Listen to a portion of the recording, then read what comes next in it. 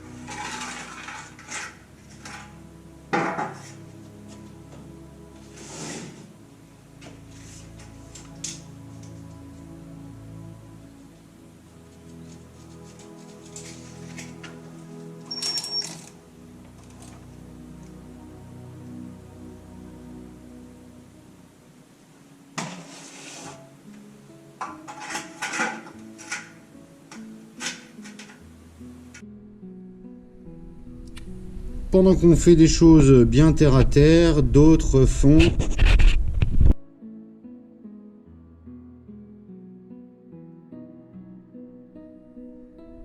Voilà, donc j'en suis où? J'ai fait un trou dans la dalle. J'ai coffré par en dessous avec un étai à l'endroit où va sortir mon tuyau de fumisterie. Je viens de faire un petit coffrage qui correspond au trou intérieur du boisseau.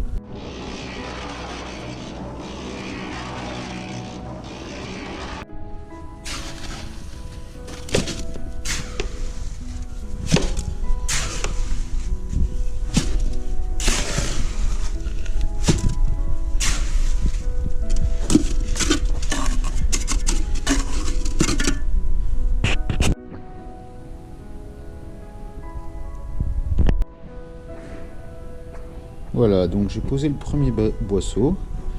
Alors, comment je pratique? J'ai posé mon laser là-haut. Voilà, il va me donner mon aplomb. Comme ça, je vais pouvoir monter les boisseaux parce qu'ils sont un peu tout tordus. Je trouve un peu que pour le prix que ça vaut, c'est quand même limite. Bref, tout est comme ça. Comment je fais ici? Donc là, ça fait un peu des bavures tout le tour là. Donc je passe un coup de disque à lamelle partout à l'intérieur pour que les joints soient bien lisses. Parce que j'en ai déjà trop chié quand j'ai monté des gaines dans des boisseaux, que ça raccrochait, c'était la merde, on n'arrivait pas. Donc du coup, moi ce que j'ai préféré faire, voilà, je passe un coup de disque à lamelle ici, ici et de l'autre côté ici.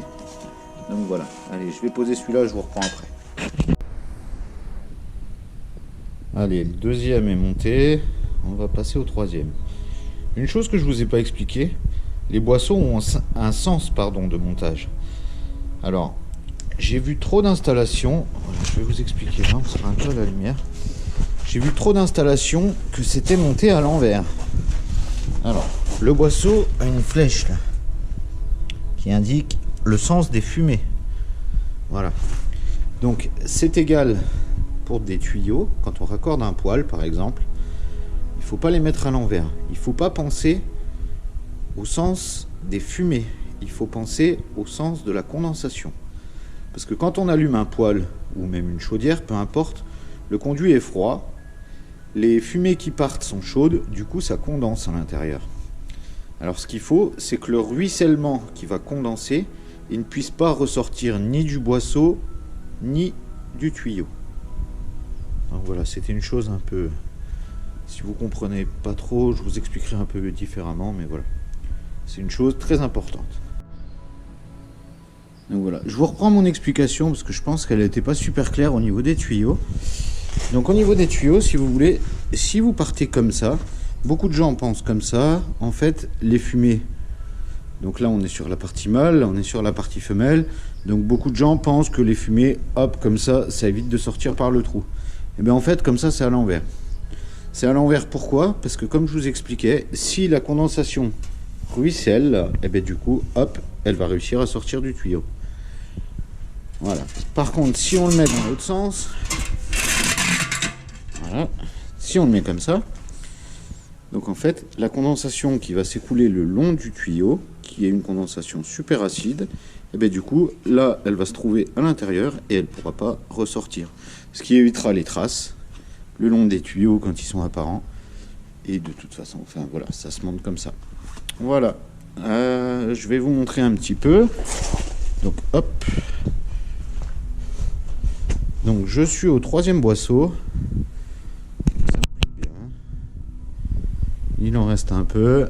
La semaine prochaine, je vais attaquer de faire ce chevêtre. Enfin, avant de faire le chevêtre exactement, ce que je vais faire, je vais supprimer cette poutre. Voilà, je vais la mettre de côté. Comme ça, elle ne me gênera pas quand je vais monter. De toute façon, ce que je vais faire là, les boisseaux, je vais monter pour que ça dépasse mon plancher. Comme ça, je pourrai refaire mon chevêtre. Et après, une fois que j'aurai fait mon plancher, je continuerai, je monterai jusqu'au toit. Et on arrivera à l'été, on sera plus dans des risques de neige. Parce qu'ici, il y a encore des risques de neige.